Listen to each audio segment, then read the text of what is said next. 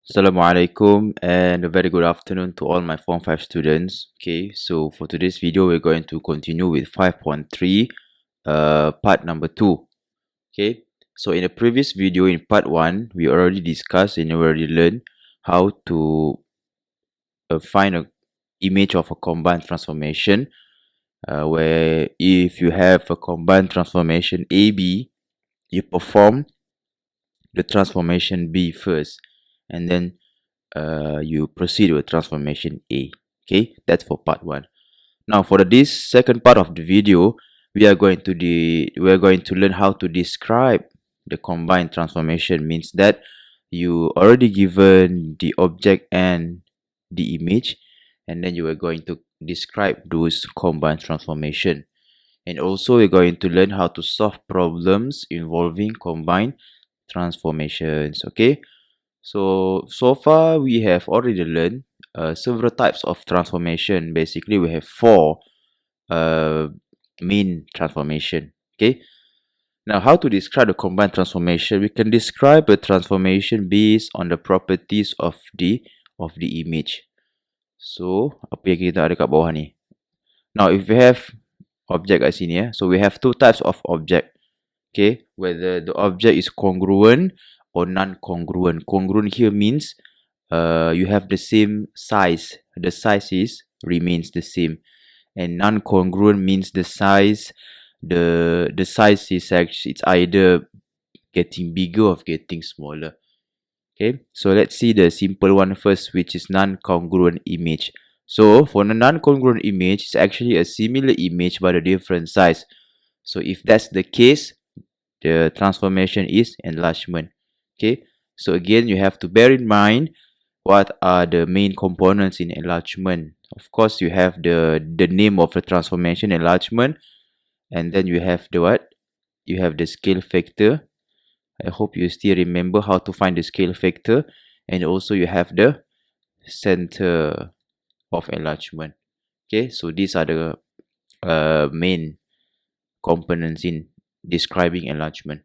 Okay, now for congruent image, we have 2 types of congruent image. The first one is the same orientation, and the second one is inverted orientation. Inverted ni macam dia reflected lah. So if it's an inverted orientation, of course you have the reflection, and in the reflection you have only one component, which is the axis of reflection, ataupun kita boleh cakap dia sebagai reflection line. How to spell? Yeah, reflection line. Ataupun satu lagi kita boleh panggil dia sebagai mirror line. Okay, itu untuk reflection. Now, when we come to the same orientation here, so ada dua juga. So, for the first case, if the distance between each corresponding point are equal, dia adalah translation. Dan if the distance between each corresponding point are different, itu adalah rotation. Basically, kamu boleh tengok sebenarnya daripada gambar itu tersendirilah. Okay, sama ada dia rotation, reflection ataupun enlargement. Okay, so kita dah banyak buat example dah. So now when describing a combined transformation AB, sama juga cikgu cakap mula-mula tadi, we need to describe transformation B first, followed by transformation A, because that's how it goes lah. Okay, for the combined transformation. Okay, let's jump into example. Or in the diagram on the right here, R prime prime is the image of object R under the combined transformation AB. Now describe transformation A and transformation B. So kalau untuk transformation AB dekat sini tu, so of course dia undergo transformation B first, baru dia pergi A. Okay. Now if you can see from here, kamu nampak dia punya gambar tu dah lain dia punya kedudukan asal dia. So kita tahulah dia antara dua je, sama ada dia translation ataupun rotation. Betul tak? So kalau kamu tengok dekat sini, ini okay lah, let's say if I have this shape kan. So kalau cikgu ambil shape dekat sini, letak je mana-mana Now what happen if I rotate this? Rotate right. Dia akan jadi macam ni kan. So tak sama sangat. So patah balik. So what if cikgu rotate the left pula? Macam ni. So dia macam seakan-akan nak sama kan. Cuma at least kita dah pergi satu transformation and then we can go another transformation. Betul tak? So let's say kalau dia punya shape dah macam ni and then you go another transformation. So kamu dah boleh agak apakah dia punya transformation kan. So kamu boleh agak transformation A is gonna be reflection. Reflect. Okay. So the first transformation B. Okay, jap. Transformation B, we know transformation B is gonna be rotation. And transformation A is gonna be reflection. Yang menjadi masalah sekarang ni adalah kita nak mencari center of rotation and also the reflection line lah. Reflection line tu senang je. Yang menjadi masalah sekarang ni kita punya first transformation tu. Okay. So, okay. Benda macam ni kan. For if you're dealing with this kind of question, you kena main dengan try and error. Maknanya you kena try mana-mana. Maknanya you try je mana-mana dia punya center tu and then kita buat. Macam tu lah. Okay. Now, let's say cikgu nak buat dia punya center of rotation tu dekat sini. Contoh cikgu nak buat saja je. Saya saja je. Tak tahu benda betul ke tak. Okay, let's say this is my center of rotation. And then, macam yang kita biasa buat lah sebelum ni. Ingat tak cara macam mana? Kita ada berapa point kat sini? 1, 2, 3, 4, 5, 6. So, kita rotate 6 point tu satu-satu lah. Okay. So, let's start with this point first. So, kita pergi kepada center dulu, betul tak? So, pergi kepada center. Ada berapa kotak kat situ? Ada satu kotak. Lepas tu, apa yang kita kena buat? Apa yang kita kena buat? Kita rotate lah. So, kalau case macam ni, dia punya direction tu is basically ke sana tau. Dia menghala ke kiri macam tu. So, of course, dia adalah anti-clockwise. Okay. So, kita ambil kat sini. Kita cuba rotate dia anti-clockwise. So, kita akan dapat macam ni. So, dia ke bawah. Okay. So, kita ambil center, dia satu ke bawah. So, sini satu. Okay. Dan cikgu akan buat dia untuk semua point yang lain. Let's do this.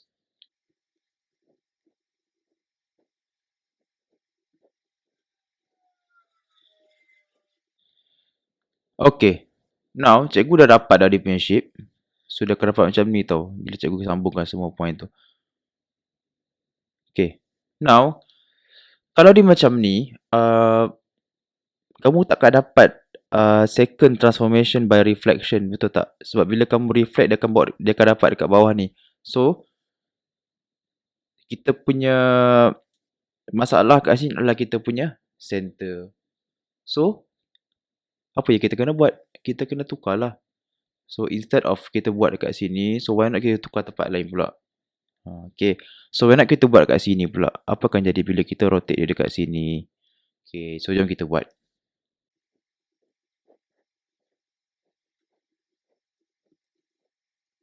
Okay. Now, cikgu dah dapat image untuk yang the first rotation dekat situ. So, cikgu punya center sekarang ni adalah dekat mana? Cikgu punya center dekat 3 dengan 5. So, 3 dengan 5. Sekarang cuba boleh tak kita buat reflection. So, bila kita ambil satu point dekat sini, ini kita kira berapa distance kat situ. 1, 2, 3, 4. 1, 2, 3, 4, 5, 6. So, 1, 2, 3, 4. So, 4 bahagi 2 kita akan dapat 2 kan. So, basically, kita punya reflection line tu kita boleh dapat lah. Dapat kat mana? Dia dapat dekat sini. So, kita terangkan sikit. Dan kita bagi dia sikit. Okay? Alright. So kita dapat lah. Sebab 1, 2, 1, 2. Okay. So now kita dapat dia punya second image. So now barulah kita boleh buat dia punya jawapan secara rasmi lah. So transformation A adalah reflection in the line X sama juga dengan 5. Dan B adalah rotation 90 darjah anti-clockwise about 3 dengan 5. Okay. So, apa yang cikgu nak cakap dekat sini, it's all about try and error. Okay, bila kamu letakkan satu center, kamu kena letak dalam kepala otak kamu yang kamu takkan dapat jawapan straight away. You akan dapat satu benda yang pelik. So, you have to try again and try again. Okay. And by the, how to say, dengan exercise yang banyak, kamu akan dapat dia punya pattern lah. Okay. One more example. Alright. In the diagram on the right, A prime prime is the image of the object A under the combined transformation PQ. Describe P dengan Q. Okay. So, kita nampak dekat situ objek dia membesar. So, kita tahu transformation P tu ataupun transformation yang kedua mesti akan jadi enlargement. And then, untuk transformation Q, yang kita akan buat dulu, the first transformation, tak ada apa-apa perubahan dari segi orientation. Sama je orientation dia. So, dia antara dua je. It's either rotation ataupun translation. Betul tak? So, kalau kamu tengok kat sini, tak ada pun bentuk dia tu macam rotate apa, tak ada kan. So, of course lah, dia adalah translation. Okay. Right. So, kamu kena ingat, jawapan dia ni adalah jawapan yang banyak jenis jawapan. Dia bukan ada satu jawapan je. Maknanya, kamu boleh translate di mana-mana as long as you dapat jumpa dia punya center of enlargement nanti. Okay. Kalau cikgu nak senang, kan? Cikgu buat sini ya. So, ni cikgu punya A ya. Kalau cikgu nak senang, cikgu boleh je translate dia ke bawah. Contoh, cikgu nak translate dia, let's say, 0, -3. Maknanya cikgu akan ubah dia 3 kotak ke bawah. Okay, so apa akan jadi? Silap. So, apa akan jadi? 1 kotak, 2 kotak, dan 3 kotak. Dia akan jadi macam ni. Okay. Okay. So, this is our first lah. Our first transformation translation 0, -3. Now, sekarang ni kita nak tengok enlargement pula. As I said just now, dalam enlargement apa yang kamu kena ada? You must have a scale factor. And also you must have the center. So, macam mana nak cari scale factor? So, scale factor adalah berapa kotak image bahagi dengan berapa kotak objek. Betul tak? So, let's say this one ada 1, 2, 3, 4, 5, 6. Ada 6 kotak image bahagi dengan 1, 2, 3 kotak objek. So, dia punya scale factor adalah 2 lah. Okay. Dia positif sebab dia membesar. Kalau dia mengecil, dia jadi fraction pula. Okay, now kita nak cari center of enlargement. How to find the center of enlargement? The center of enlargement, kita boleh cari by connecting all the object and also the image points. Okay, so kita connect lah.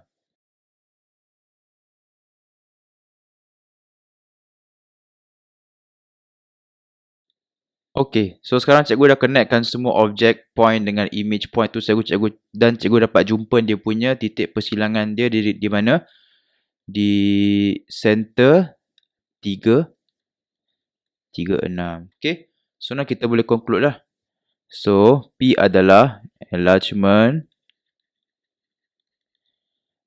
scale factor 2, about 3, 6. Dan Q adalah translation kosong negatif 3. Okay. So, dan kosong negatif 3 ni, kalau kamu tengok jawapan dalam buku teks pun, bukanlah jawapan dia. Okay. So, apa yang cikgu nak kamu buat, tengok jawapan dalam buku teks tu, dan cuba buat dalam jawapan dalam buku teks tu, dapat tak jawapan dia. Okay, dan jawapan dia akan berbeza-beza. Dan as long as you get the image punya gambar tu, so it's still correct. Jangan risau. Okay. So, apa yang cikgu tunjuk kat sini adalah another answer. Alright. Satu lagi. It is given that transformation M is a rotation of 90 degrees. Okay. Transformation N is a reflection on the line X equals to 4. So, kita buat dia punya line dulu. X equals to 4.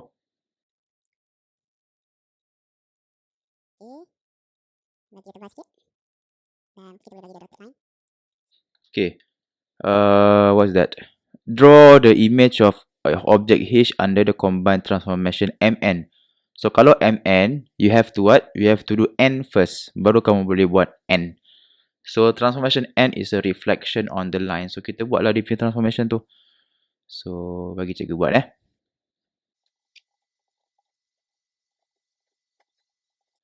Okay, so now cikgu dah ada image yang pertama, H prime. So, now cikgu nak buat apa? Transformation yang kedua, which is a rotation 90 degrees clockwise at center 4, 4. So, kita mark dulu dia punya center. Okay. So, macam biasa, cikgu punya cara, simple je. 1, 2. 1, 2. Ini center. And then, okay. So, kita nak rotate dia 90 degrees clockwise. Rotate. So, dapat macam ni kan. So, center. Center 1, 1 kan. Center 1, 1. Okay. Dan kita buat untuk semua point. So, jom kita buat.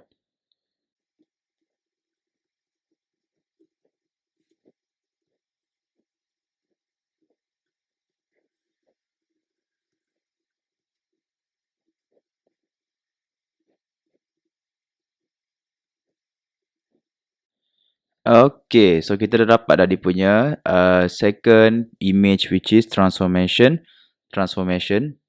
M.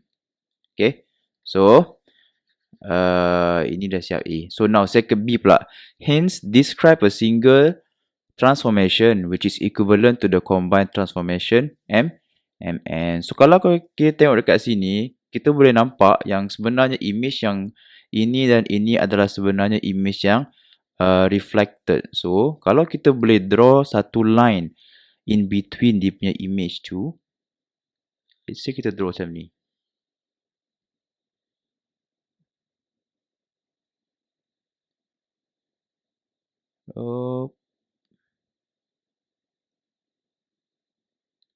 Okay. So, buat warna hitam sikit. Merah lah, merah sikit. Dan kita bagi dia tebal sikit. Okay. So, basically, kalau kamu tengok dia punya line tu, so, dia adalah reflected. Sebab, kamu boleh nampak kita boleh check. So, satu pergi sini, satu pergi sana. And then, kalau sini, 1, 2, setengah, setengah, 1, 2. Okay, so untuk B pula, kita boleh kata dia adalah reflection in the line. Apa tu? Apakah line tu? Y sama juga dengan X. Okay, boleh? So, kena banyak buat latihan untuk benda ni Alright. So, how to solve problems involving combined transformation? Okay. So, describe transformation P dengan Q. So, kita buat Q dululah. Okay. Tak ada perubahan dari segi orientation. So, dia bukanlah reflection. Dan dia image pun tak ada macam rotated pun. So, of course yang kita tahu transformation Q ni adalah translation. Okay. Dan translation ni pun sebenarnya kamu kena pandai-pandai juga. Kena try and error juga. Okay. So, cikgu buat dulu dia punya triangle. Kat sini.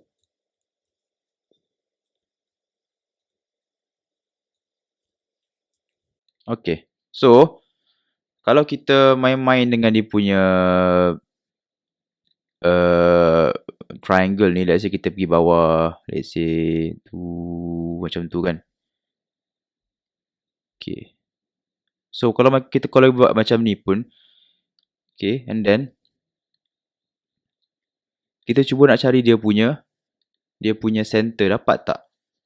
So, let's say kita tarik je sini, tarik satu, and then ini pun kalau kita tarik juga, then this one pun kita tarik, dapat tak jumpa?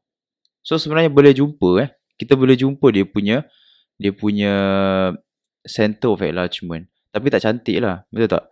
So, what if kalau cikgu nak pindahkan triangle ni ke kanan sikit? Tu kat sini.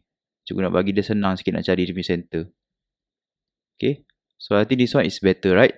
So, kita just cari dia punya vector tu berapa. So, let's say this point, right? 1, 2, 2 kanan, 1, 2, 3. So, 3 bawah. So, dia adalah translation 2 dengan negatif 3. Okay. Kenapa cikgu pergi kat sini? Sebab supaya cikgu tak perlu nak cari dia punya center. Sebab kalau center tu, kalau satu point object dia bertemu dengan satu point image dekat tempat yang sama, itulah dia punya center. So, I don't have to find the center because I know this is the center. Okay. So, untuk P pula, dia adalah enlargement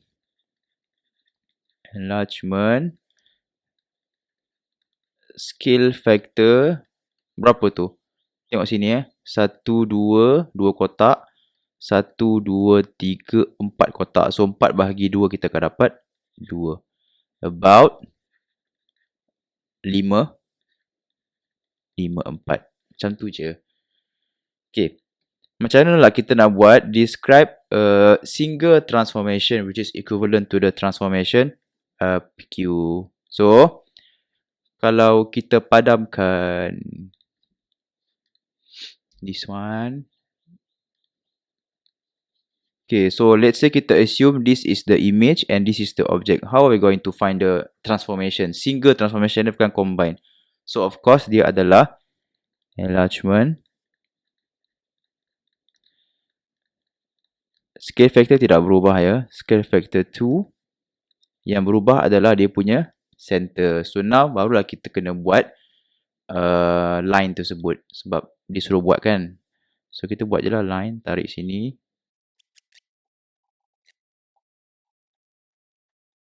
Okay. So, cikgu akan dapat dia punya center tu lebih kurang macam 1/10 lah. Okay. Macam tu je. Now, given that the area of triangle K is 10 unit, calculate the area of triangle H. So, kita tahu, recall balik area image is equivalent to K square darab dengan area object. Kan? So, area image dia berapa dah? Dia bagi dah tu 10. Sama juga dengan 2 darab 2. 2 kuasa 2 darab objek. So, berapakah area objek dia? Bahagikan je lah. So, you akan dapat jawapan dia 2.5. So, area of triangle H is equals to 2.5 units square. Boleh? Alright. So, I think that's all untuk 5.3 part 2. Okay, so we're going to see the next video. Okay, bye-bye.